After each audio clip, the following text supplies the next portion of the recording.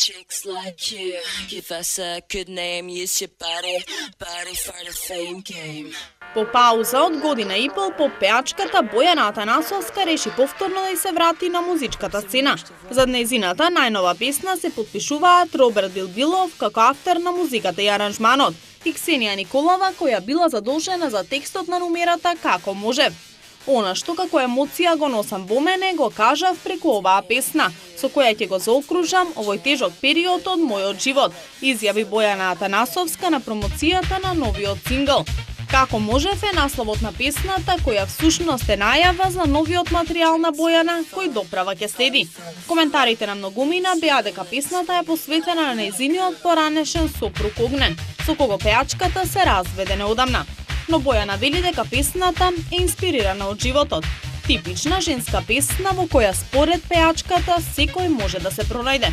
Бојана Атанасовска веќе е сконцентрирана на музиката и подготвува нов материјал, кој би требало да излезе наскоро. По разводот со актерот Том Круз, Кейти Холмс најпосле се решила да излезе со друг маж, а според гласините таа наводно има ново момче. Како што пренесуваат американските медиуми, Кейти Холмс излегла на рандеву со продуцентот Рик Шварц пред неколку денови. Двојката била видена како заедно оди на вечера во елитен ресторан. Кейти е спремна повторно на љубовта да ја даде шанса, а најверојатно и Рик, кој исто така од неодамна е слободен, откако ја прекина врската со актерката Емануела Шрики. Кейти изгледа мош неопуштено и навистина прекрасно. Двајцата одлично се забавуваа и непрекинато се смееа во текот на вечерта, откриле анонимни извори за медиумите преку океанот. Дженифер Анистон набрзо ќе се омажи за Џастин Тероу, а се шпекулира дека ќе го земе и неговото презиме.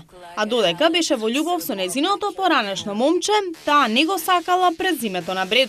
Куќата на славниот пар моментално се реновира.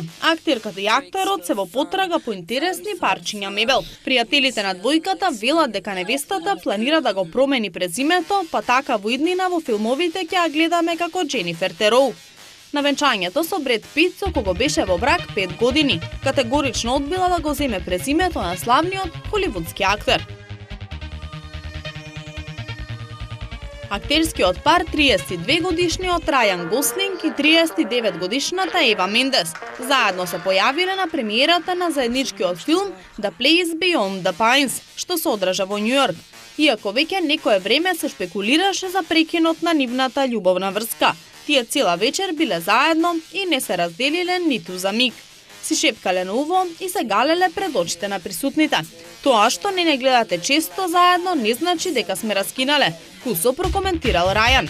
Инаку Ева и Рајан се во врска од 2011 година, а актерот со неа сака што е можно поскоро да формира и семејство. Барем така тврдат нивните блиски пријатели. Chicks like you, give us a good name, use your body for the fame game.